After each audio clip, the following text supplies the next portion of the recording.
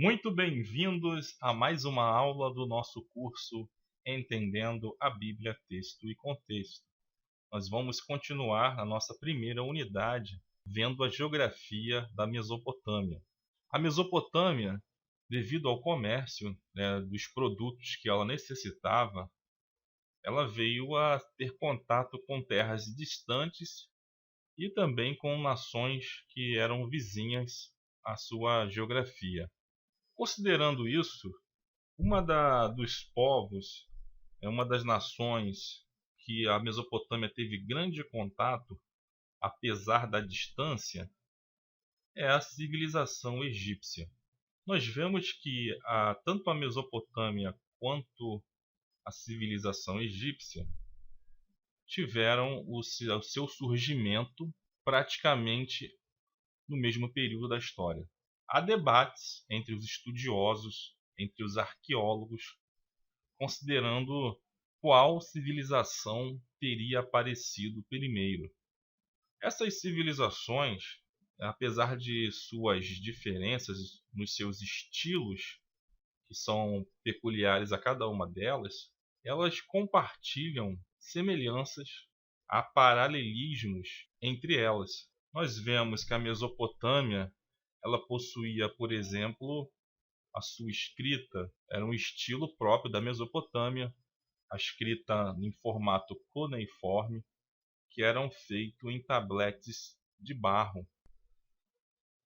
Nós vemos que também no Egito, praticamente ao mesmo tempo surgiu também o seu tipo de escrita, mas no estilo diferente da Mesopotâmia. Os egípcios utilizavam o hieróglifo. Aqui nós temos um exemplo de hieróglifo. Eles compartilham também semelhanças nas suas construções monumentais. Os rios da Mesopotâmia propiciaram a água, os nutrientes para o solo, para que se pudesse estabelecer as cidades às suas margens, assim como no Egito também as águas do rio Nilo forneceram tanta água como também ajudava a fertilizar as terras que estavam às suas margens. Os templos egípcios eram grandiosos, feitos de pedra, assim também como na Mesopotâmia, os templos eram também grandiosos, porém feitos de tijolos de barro. Apesar de que alguns desses templos mesopotâmios também eram feitos com pedras que eram importadas especificamente para a construção de templos muito importantes ou de palácios dos reis. De forma similar, as construções, nós temos aqui um zigurate, é um templo mesopotâmio que é semelhante à construção das pirâmides, porém com uma espécie de degraus. É como se essa pirâmide fosse feita em degraus. A base mais larga e conforme vai subindo a construção, ela vai se tornando menor. No Egito nós também tivemos a construção das pirâmides, porém as pirâmides seguem aqui uma linha linear que se assemelha muito ao formato de um triângulo. Essas pirâmides, tanto o zigurate mesopotâmio quanto as pirâmides egípcias, acredito que elas têm um formato que vão para além da forma física que elas possuem, porque elas também vão aí servir para ilustrar a estrutura em que essas sociedades estavam organizadas. Então, no topo da pirâmide Mesopotâmia, nós tínhamos o rei ou o sumo sacerdote. O rei e o sumo sacerdote, na Mesopotâmia, eram aqueles ou aquele que tinha muita terra, possuía muitas terras. Então, isso fazia dele uma pessoa muito importante, visto que a Mesopotâmia ela tinha como sua força a agricultura. Então, necessitava-se de muitas terras para se produzir muito, e esse excedente de produção era utilizado no comércio. Isso trazia riqueza para quem possuía as terras e trazia importância social também para essa pessoa. Então, quanto mais terras a pessoa possuía, quanto mais latifúndio, mais importante socialmente esse indivíduo era visto. Algo que está presente até os dias de hoje nas sociedades do mundo afora. Logo abaixo do rei, nós tínhamos o conselho, dos sacerdotes. Geralmente eram parte da família real. Então, esse conselho de sacerdotes geralmente eram os parentes do rei ou do sumo sacerdote. Então, o controle da sociedade, do reinado, do reino, ficava geralmente entre família. Logo abaixo desse conselho vinham os nobres. Os nobres eram aqueles que recebiam títulos do rei, e essas pessoas também, esses indivíduos, possuíam também muitas terras. Então, tornavam-se pessoas importantes para o rei, porque através deles o rei conseguia controlar as terras produtivas do seu reinado. E isso trazia controle e submissão das classes inferiores. Abaixo dos nobres estavam os mercantes e os artesãos. Os mercantes eram aqueles que se lançavam no comércio, são os comerciantes da época, e os artesãos são aqueles que tinham habilidades manuais específicas, que possuíam profissões para se manter a produção. E por último, na base da pirâmide, ficavam aqueles que não possuíam nem terras nem liberdade. Eram os escravos. Essas sociedades, essas civilizações antigas, elas tinham, a sua riqueza baseadas e sustentadas na escravidão. No Egito era de forma semelhante, tinha o faraó, ele era a representação, ou melhor, ele se intitulava a encarnação de um dos deuses do Egito, portanto invocava o direito divino de governar. Abaixo dele estavam os oficiais do governo, que eram os sacerdotes e os nobres. Também de forma semelhante à Mesopotâmia, estavam aqui os seus parentes representados. Abaixo deles estavam os soldados, o exército. Logo abaixo vinham os escribas, aqueles que tinham conhecimento da escrita, conhecimento de matemática, conhecimento de astronomia, vamos dizer assim, seriam os cientistas, os magos. Depois tínhamos os mercadores, os comerciantes. Depois tínhamos os homens que possuíam habilidades manuais específicas. Depois nós tínhamos os camponeses e por último existiam os escravos, algo que os hebreus, o povo de Deus, teve nessa base aí durante aproximadamente 400 anos. Então, os hebreus, quando estavam no Egito, eles eram escravos, então eles ocupavam a camada social mais baixa do Egito, e o Egito se beneficiou e enriqueceu muito às custas dos hebreus. Com o passar do tempo, lá por volta do ano 2000 a.C., no segundo milênio, os assírios e os babilônios, que tinham as suas capitais na Mesopotâmia, passaram a cobiçar toda essa terra por onde esses produtos que eles necessitavam, que nós falamos na aula anterior, porque essas terras, os reis dessas cidades, cobravam impostos, encareciam esses produtos e acabava por enriquecer os potenciais inimigos dos mesopotâmios. Então eles se lançaram com ambições imperialistas para poder expandir o império, estabelecer um verdadeiro império. E levando em consideração cada uma dessas civilizações, as que mais se destacaram foram os impérios babilônios e os impérios dos assírios. E por volta do ano 1000 a.C., as terras de Israel e da Síria passaram a receber ataques diretos tanto dos assírios como dos babilônios, porque esta terra aqui, a terra de Israel e a Síria, elas constituem a rota específica por onde as caravanas que faziam comércio passariam.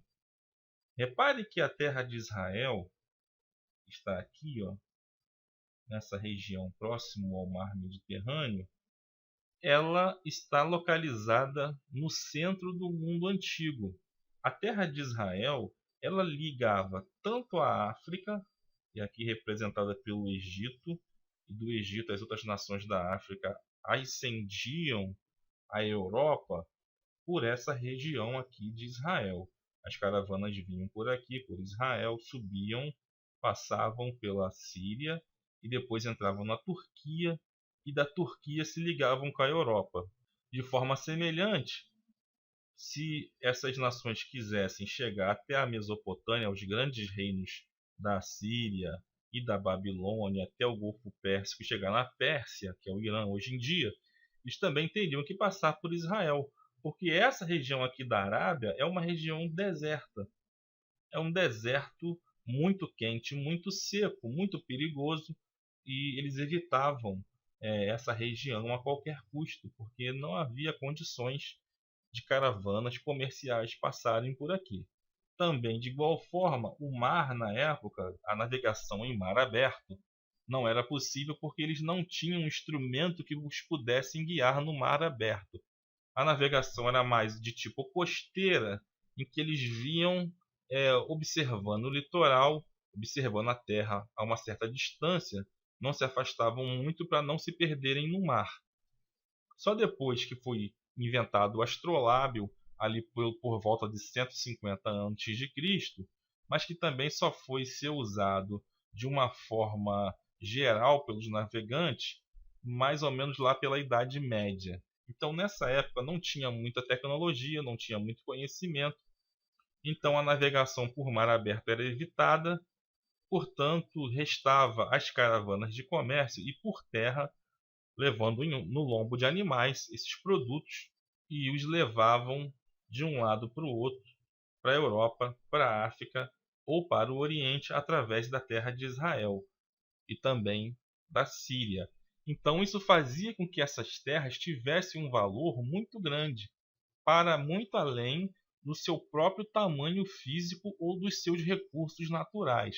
Era uma terra muito cobiçada e por isso sofreu diversas invasões de vários reinos, principalmente da Assíria e da Babilônia.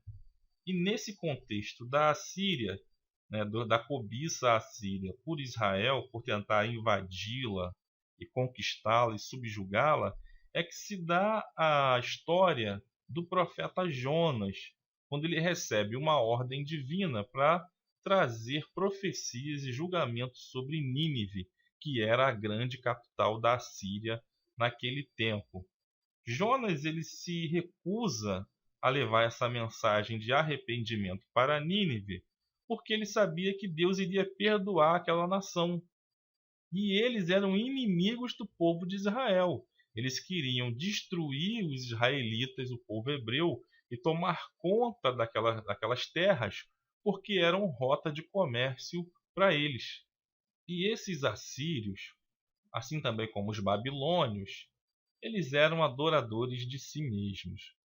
Eles não hesitavam em destruir outros povos, outras nações, em escravizá-los, em barbarizá-los, se isso fosse necessário para que eles adquirissem os bens materiais que eles desejavam.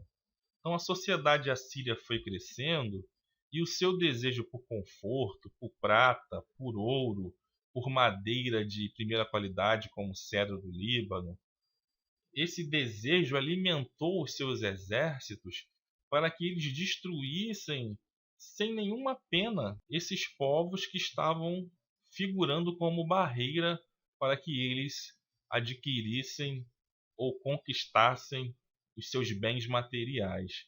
Então eram nações puramente materialistas. Pensavam somente em si mesmos. Eles não tinham piedade, não tinham amor por ninguém. Eram povos que amavam a si próprios. Essa violência que eles exibiam, que era particular, peculiar a eles, era nada mais, nada menos que a expressão de um amor próprio, de um egoísmo muito grande. E o contraponto que o povo de Deus fazia se via nos mandamentos que Deus dava para esse povo. Quando ele dizia, né, nos seus mandamentos, por exemplo, amarás o teu próximo como a ti mesmo.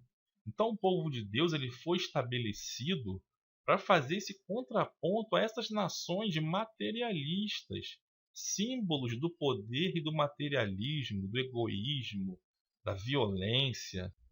O profeta Naum, ele descreve aqui no capítulo 3 um pouco sobre os assírios, e o texto a gente vê que reflete essa violência, essa falta de amor à vida, essa falta de respeito pela vida humana. O texto diz: ai da cidade ensanguentada, ela está toda cheia de mentiras e de rapina, não se aparta dela o roubo. Estrépito de açoite há, e o barulho do ruído das rodas, e os cavalos atropelam, e carros vão saltando. O cavaleiro levanta a espada flamejante, como a lança relampejante, e ali haverá uma multidão de mortos, e abundância de cadáveres, e não terão fim os defuntos, tropeçarão nos seus corpos.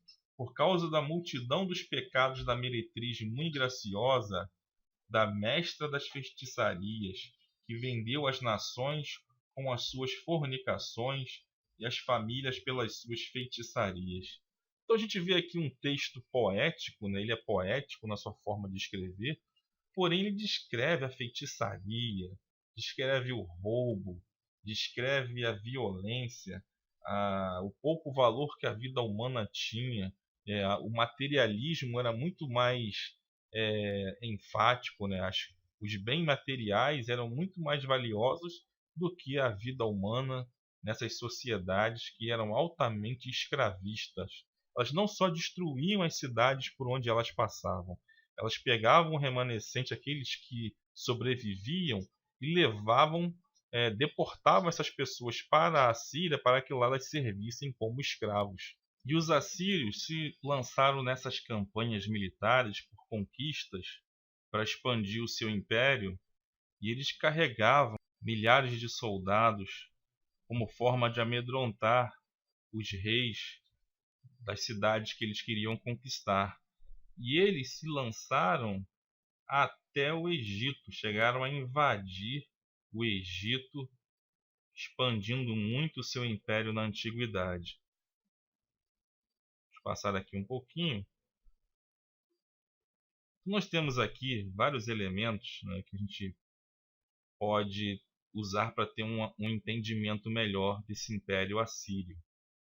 Nós temos Senaqueribe, rei da Assíria, que aparece ali no livro de Isaías, capítulo 37, e também no livro de 2 Reis e 2 Crônicas, quando ele tentou invadir Jerusalém, que era governado naquela época pelo rei Ezequias.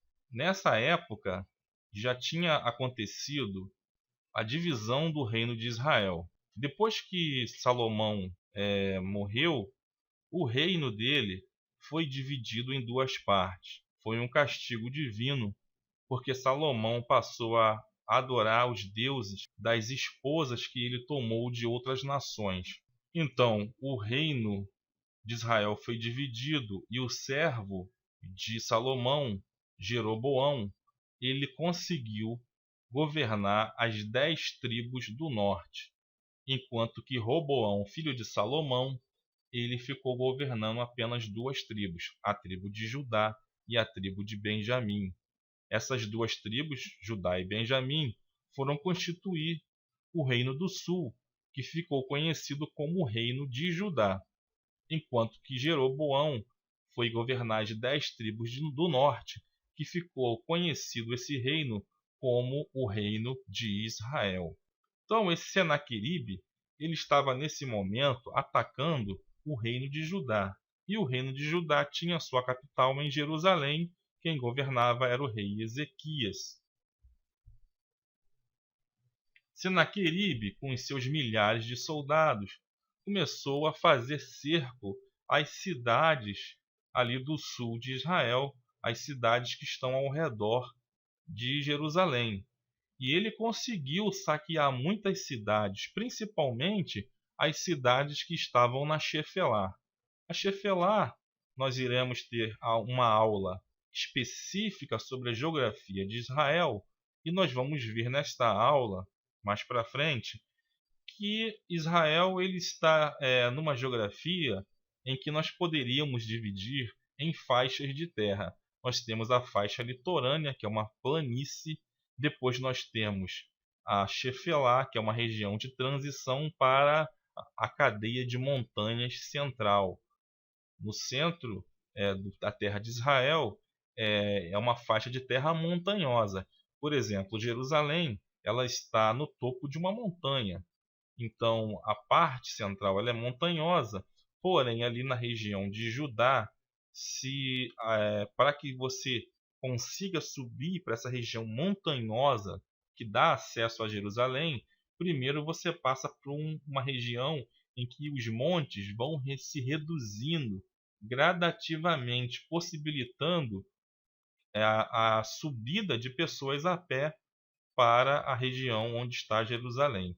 Então, ele de forma a sitiar Jerusalém, ele atacou essas cidades da Shefelá e ele destruiu as cidades que estavam nessa região. E a Shefelá era muito importante para o reino de Judá, porque na Shefelá também é uma região agrícola, é uma região onde as plantações, a agricultura do reino de Judá estava situada.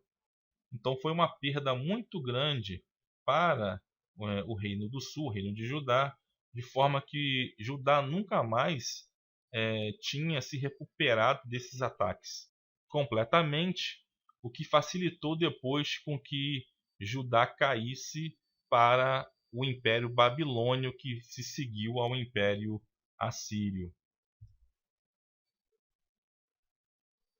E nas ruínas dos palácios lá de Nínive encontraram pedras, e nessas pedras estavam escritas algumas histórias, né, desses reis da Síria. Encontraram a pedra em que tinha as inscrições de Senaqueribe. Ele conta aqui um pouco dessa história fora da Bíblia, né, um achado arqueológico fora da Bíblia, em que Senaqueribe descreve o cerco que ele montou contra Ezequias. Ele vai se vangloriar da sua campanha militar contra Jerusalém. Ele diz que quanto a Ezequias, o judaico, ele não se submeteu ao meu jugo. Eu montei cerco em 46 de suas cidades fortificadas e em incontáveis pequenas aldeias. A tudo conquistei usando rampas de acesso que nos colocaram perto das muralhas. Então isso aí era uma técnica antiga, né, que aparece em muitos filmes, eles colocando aquelas escadas gigantes para poder chegar nas muralhas e ultrapassar e invadir a cidade. Eu expulsei 200.150 pessoas, jovens e velhos, homens e mulheres, cavalos, mulas, jumentos, camelos, gado grande e pequeno, além da conta, e a tudo considerei como pilhagem de guerra. Então, quando eles conquistavam cidades, eles tinham essa prática, né, de tomar tudo que era valioso e repartir entre eles, principalmente entre os generais que comandavam a guerra. Voltando, ele mesmo eu o fiz prisioneiro em Jerusalém, na sua residência real, como um pássaro numa gaiola. Suas cidades que eu saqueei, eu as tomei de seu país e as dei todas a Montite, rei de Asdod, a Pade, rei de Eglon, e a Silibel, rei de Gaza. Dessa maneira, eu reduzi seu país, mas ainda aumentei meu tributo. Então ele está dizendo aqui no final que ele pegou as cidades que ele saqueou do reino de Judá e entregou aos filisteus que habitavam nessas cidades que ele cita aqui aí na sua inscrição em pedras ali nas ruínas da cidade de Nínive. Então ele entregou essas cidades aos filisteus e ele passou a cobrar tributo desses reis. Então ele aumentou ali a arrecadação de tributo que ele recebia dessa região de Judá. Ele só não conta que ele não conseguiu invadir Jerusalém, porque os reis eles só registravam as suas vitórias militares, as suas derrotas não eram registradas. Mas na verdade o que aconteceu é que Ezequias ele clamou ao Deus de Abraão, ao Deus vivo, e entendeu que Senaqueribe, o imperador, o rei da Assíria, ele não estava confrontando somente a Ezequias e a Jerusalém. Na verdade, quando ele se lançava contra Jerusalém, ele estava, na verdade, afrontando ao Deus vivo. E Ezequias, com esse entendimento, ele ora e pede ao Senhor por um livramento. E Deus usa ali o profeta Isaías. Então, o livro de Isaías também é escrito nesse contexto de conflito com os assírios, né, com o império da Mesopotâmia, que nós estamos estudando. Então, Isaías profetiza e diz que Senaqueribe não conseguiria nem se aproximar de Jerusalém e que Deus iria guardar aquela cidade por amor dele mesmo e por amor do seu servo Davi. Então, em 2 Reis, capítulo 19, versículo 35 e 36, diz que sucedeu, pois, que naquela mesma noite saiu o anjo do Senhor e feriu no arraial dos assírios. Dos assírios, né, um reino da Mesopotâmia que nós estamos estudando, e o anjo feriu a 185 mil deles, e levantando-se pela manhã cedo, eis que todos eram cadáveres. Então Senaqueribe, rei da Síria, partiu e se foi e voltou e ficou em Nínive, que era a capital do Império Assírio na época. Então os assírios, apesar de toda a violência que eles possuíam, de todas as suas estratégias militares, de todo o seu poderio bélico, eles encontraram um oponente sobrenatural. Eles tiveram contato com Deus vivo. E apenas um anjo que Deus enviou matou 185 mil em apenas um dia. Então, eles não registram isso, né, nas suas estelas, né, naquelas pedras onde ficam registrados as vitórias dos comandantes militares e dos reis daquela época, porque eles não registravam as suas derrotas. Mas a verdade é que eles não conseguiram nem se aproximar de Jerusalém, porque Deus ainda estava com aquele povo, com o povo do reino de Judá. Porém, o reino de Judá, eles não mantiveram a sua fidelidade a Deus. Deus que desde o Egito vinha dando livramentos, libertando o povo da escravidão, defendendo o povo dele dos seus inimigos, apesar daquela terra ser muito cobiçada por ser passagem, por ser caminho dos comércios, porém Deus protegia aquela nação, era o povo de Deus. Só que eles não deram atenção, eles achavam que estavam bem estabelecidos ali pela sua própria força, né, pelos seus próprios méritos. Só que nós sabemos que não era assim. Então, como eles se voltaram a fazer tudo aquilo que Deus condenava, tudo que aquelas nações vizinhas, pagãs, materialistas e violentas faziam, então Deus usou esses povos como castigo para o povo de Judá. E aconteceu que no ano 9º do seu reinado, no 10º mês, no 10º dia do mês, veio Nabucodonosor, rei da Babilônia, contra Jerusalém, ele e todo o seu exército. Jeremias 52, 4. Então nós vemos aqui uma transição, né, uma sucessão de reinos. Nós vemos que no caso de voltar aqui um pouco. Senaqueribe é a Síria, aqui no livro de Isaías 37.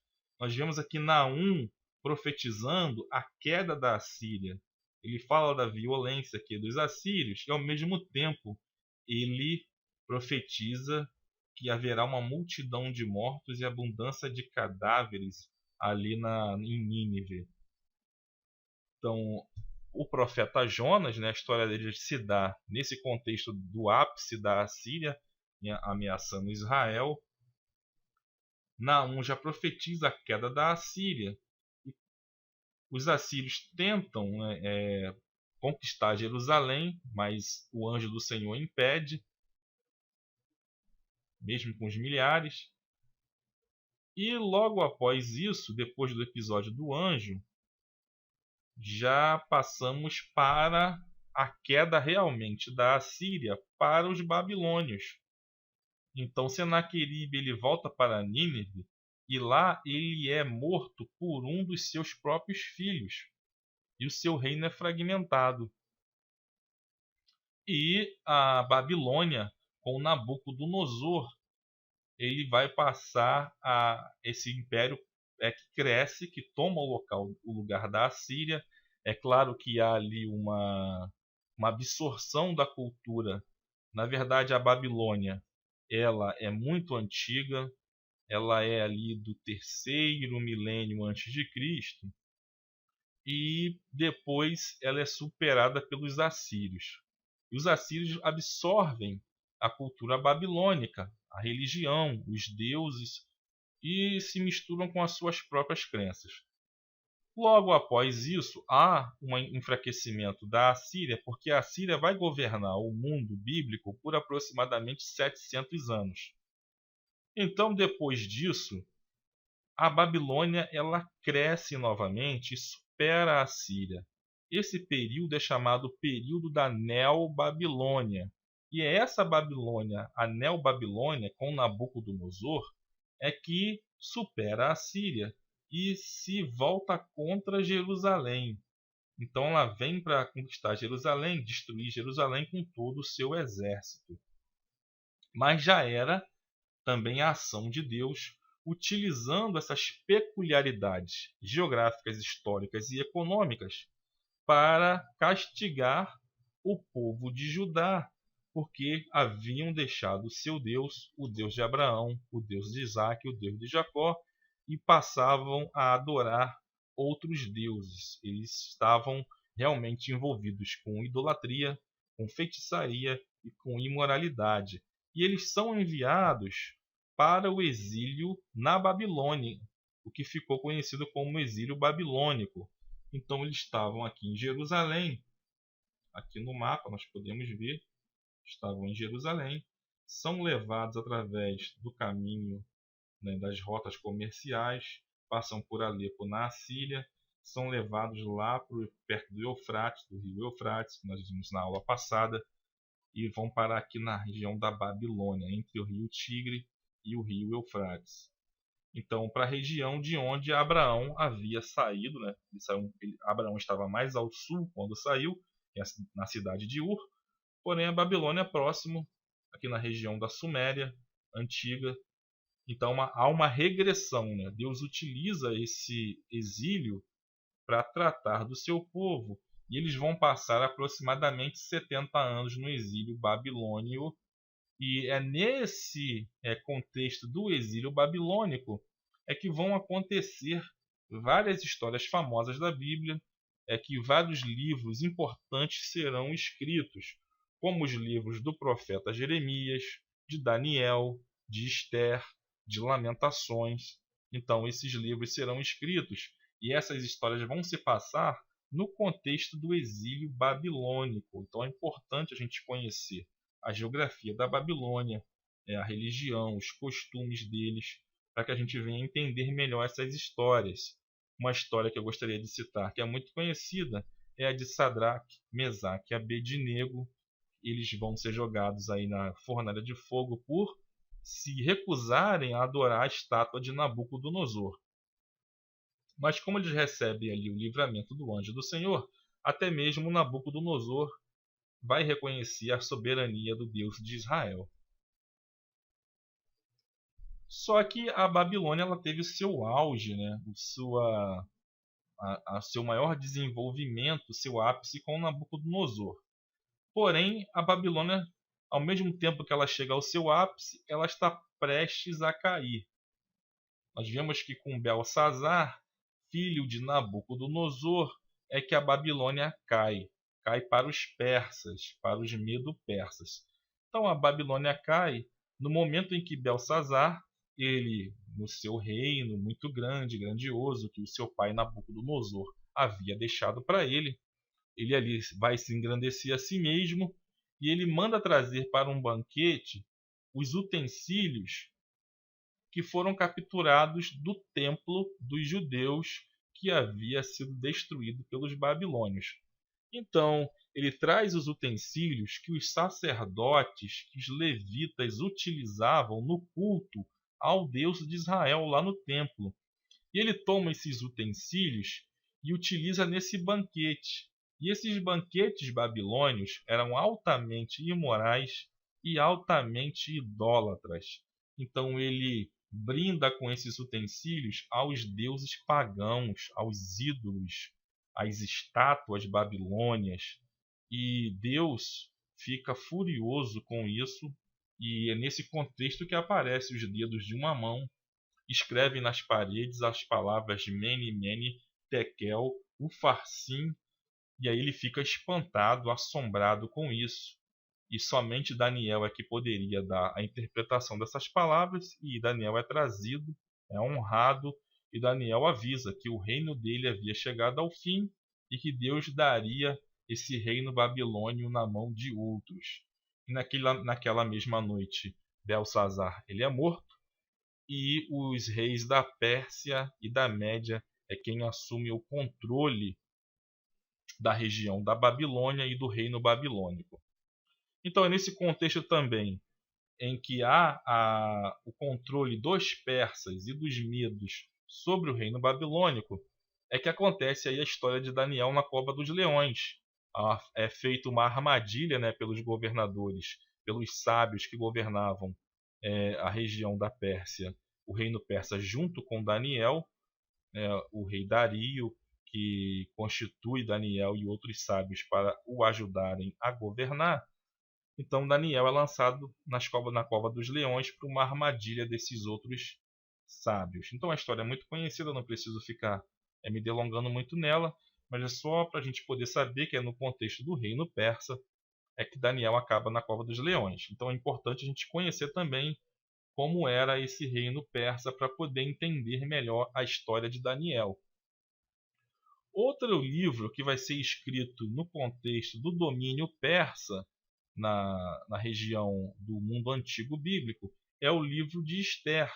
Ester, que é selecionada para se casar com o rei Assuero, que havia aí se separado da rainha Vaste, porque Vaste se recusou a entrar na presença do rei, no contexto também que ele estava dando um banquete para os príncipes do seu reino.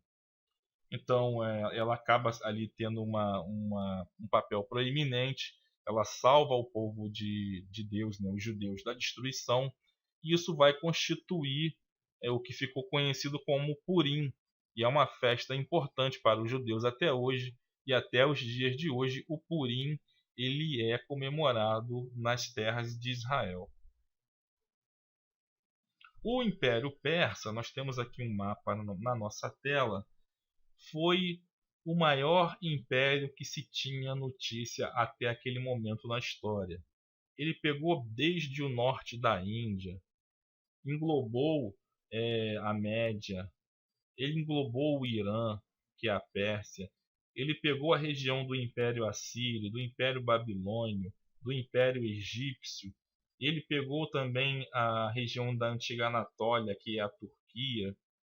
Ele foi até a Grécia, ele tentou invadir a Grécia, porém eles foram debelados aí pelos gregos. Os gregos se uniram contra os persas numa liga, né, fizeram uma liga de cidades conhecida como a Liga de Delos.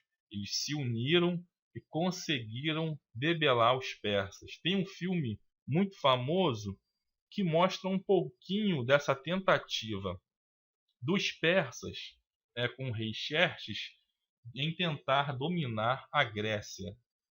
Aí é o filme 300, né? Um filme importante porque é um filme histórico. Ele mostra um pouco da quantidade de soldados, de lanças, de espadas, né, que os persas levavam para os seus combates. Mas vai mostrar muito bem a resistência grega, né, através dessa liga que eles fizeram, essa união. E depois os próprios gregos é que vão se vingar dos persas e tomar o reino deles.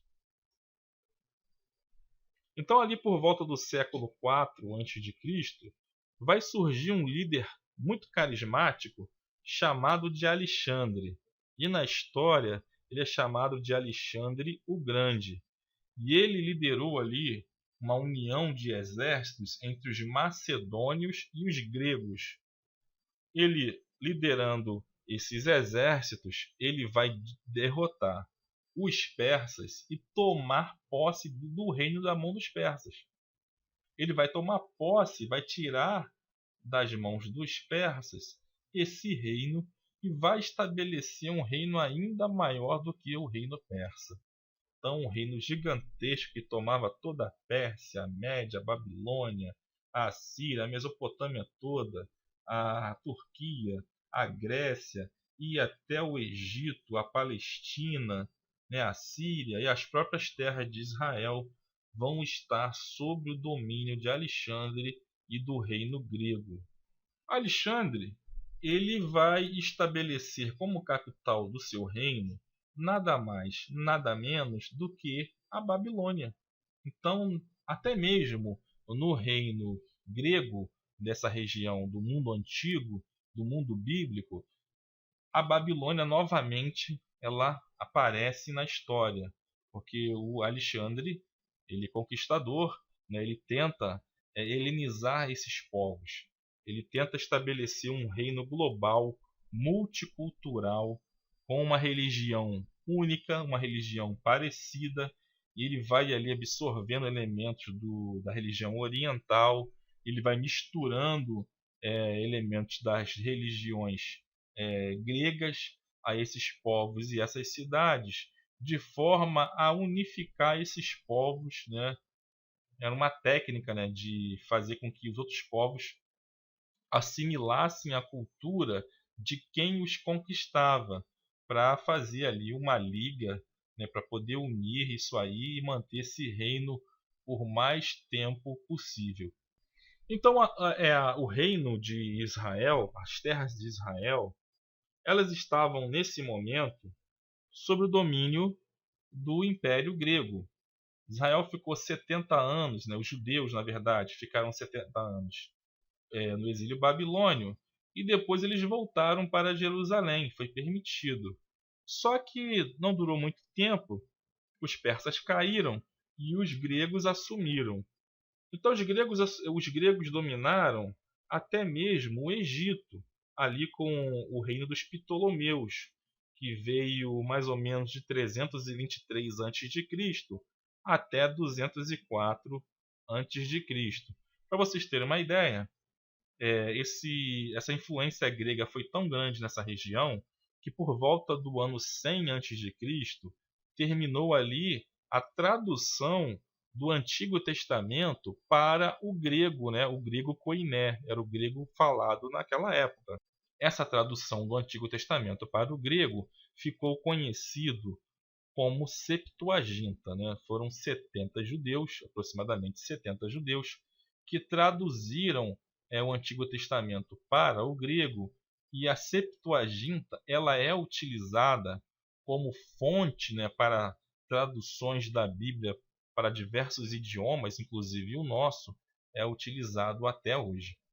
Então, como o Alexandre o Grande ele não viveu muito tempo, ele morreu com 32 anos aproximadamente, e depois que ele morreu, os generais dele, que o ajudaram nas suas batalhas a conquistar esse império gigantesco, eles passaram a disputar esse reino, passaram a dividir esse reino com conflito entre eles e cada um herdou um pedaço desse reino gigantesco.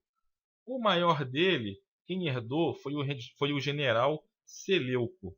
Seleuco herdou, ele ficou com essa parte ali que pegava também as terras onde está o reino de Judá.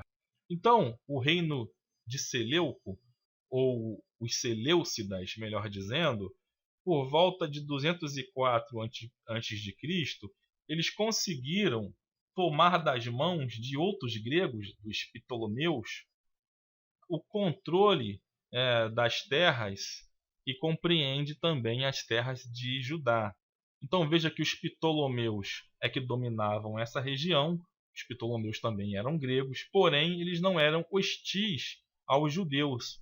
Eles até deram muita liberdade, autonomia, para que os judeus eles mantivessem a sua religião, né, os seus costumes que eram baseados na lei que Moisés havia recebido de Deus.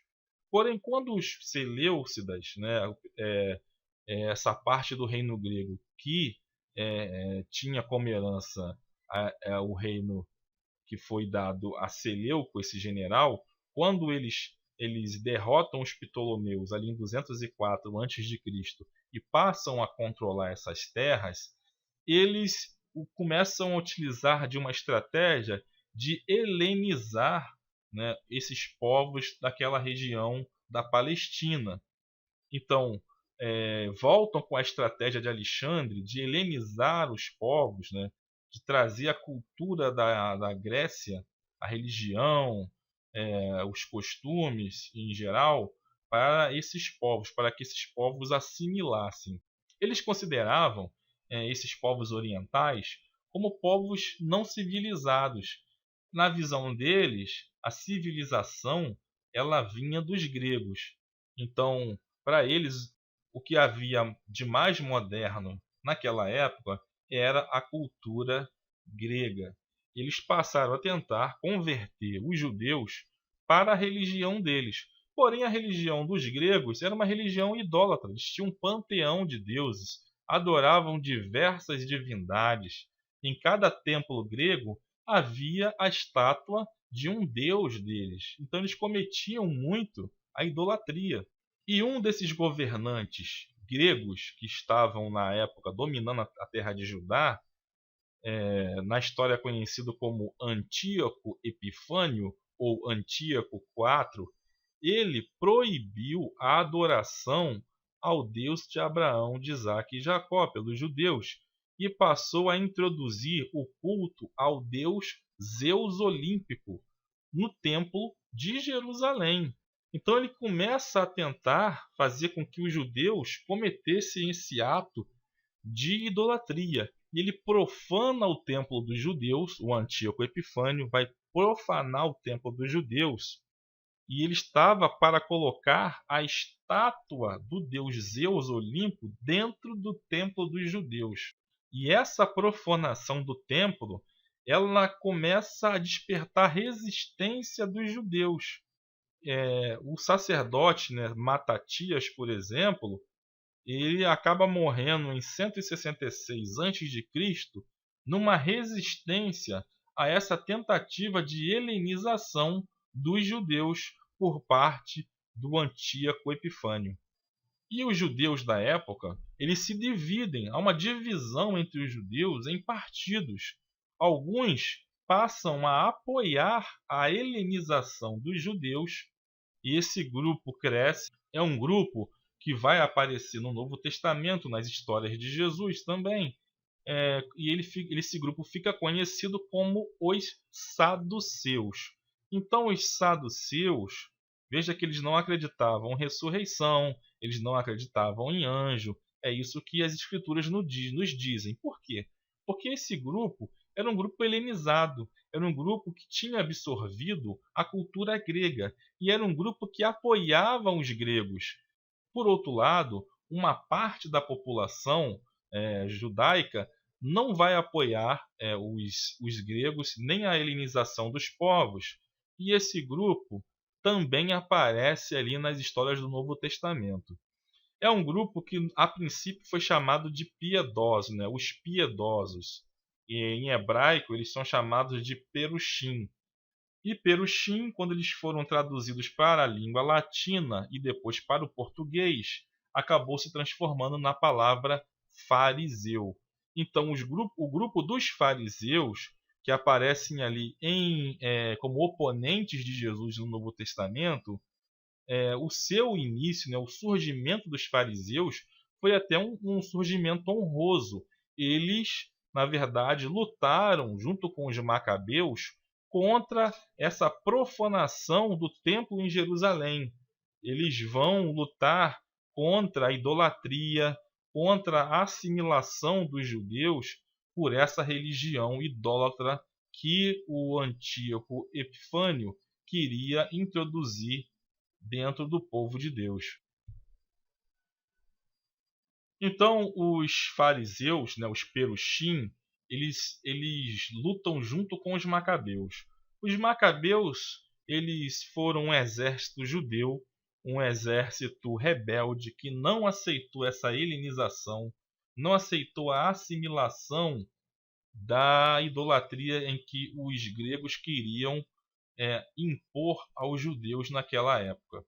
Então, do sacerdote Matatias, né, surge aí o seu filho, que é Judas Macabeu, um dos macabeus mais importantes dessa história, que ele vai lutar, né, contra essa helenização e ele vai conseguir, ali por volta de 164 a.C., ele consegue retomar Jerusalém, ele consegue a independência de Jerusalém e ele vai rededicar o templo de Jerusalém novamente ao Deus de Abraão, o Deus de Isaac e o Deus de Jacó, ao Deus verdadeiro, o único Deus.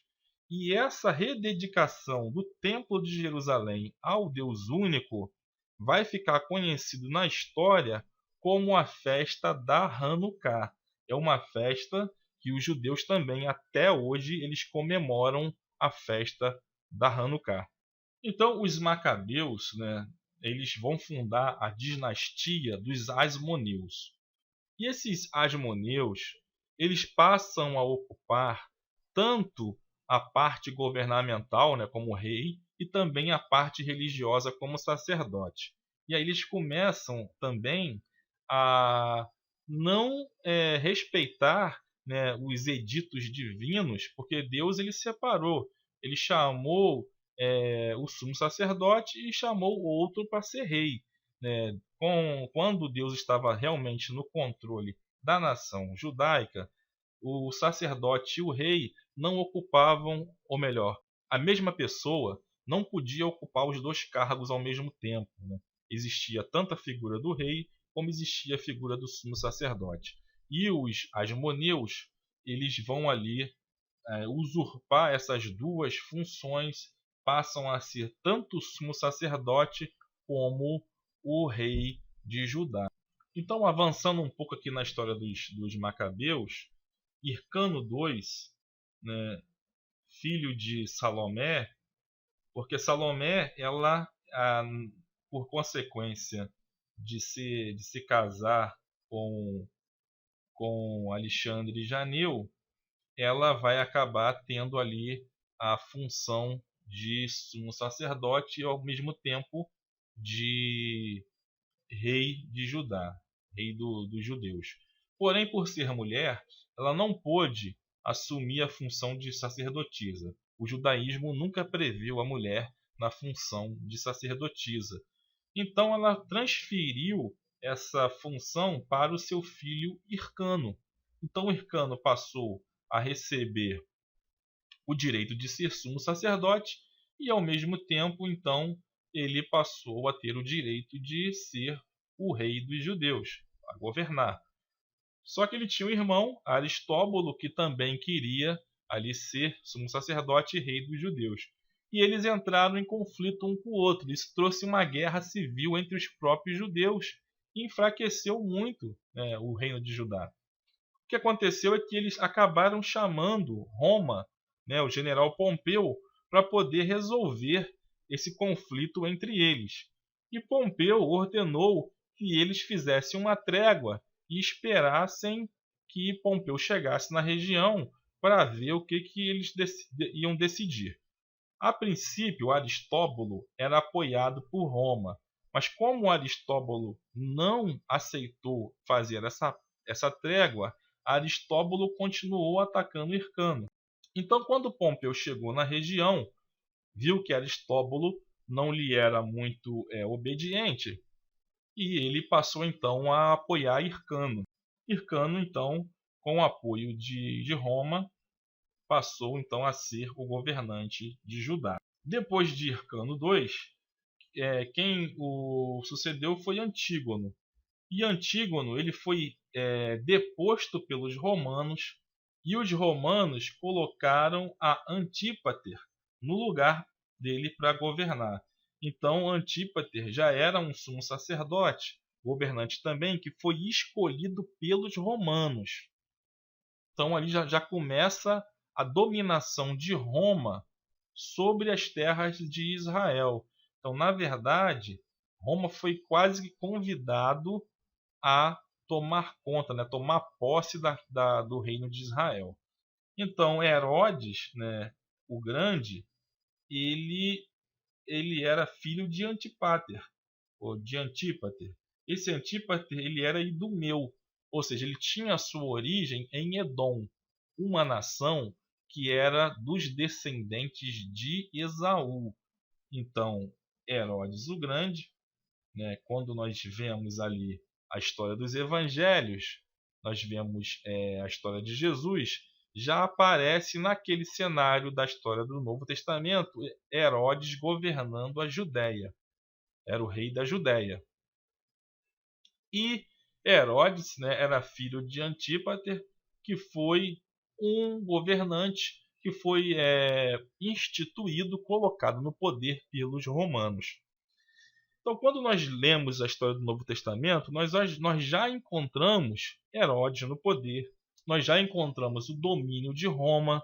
Então, é importante a gente conhecer, né, a história e a geografia para que a gente possa entender como é que veio a se dar essas coisas. Então, é importante também a gente ler o livro dos Macabeus. A importância está no contexto histórico, para que a gente possa entender como é que se deu essa sucessão, né, de reis e sumos sacerdotes que já não eram mais nem indicados, né, por Deus. Já passaram ali a ser uma sucessão de indicações meramente políticas.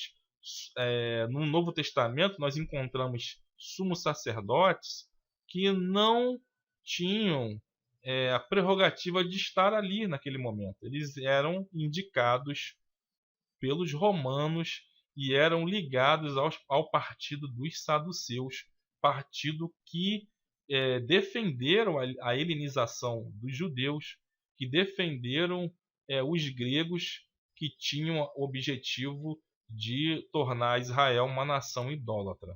E os romanos, eles absorveram da cultura grega, era a mesma religião, os mesmos fundamentos, a mesma intenção também de helenizar os judeus e fazer com que eles adorassem os deuses deles, aqueles deuses do Olimpo.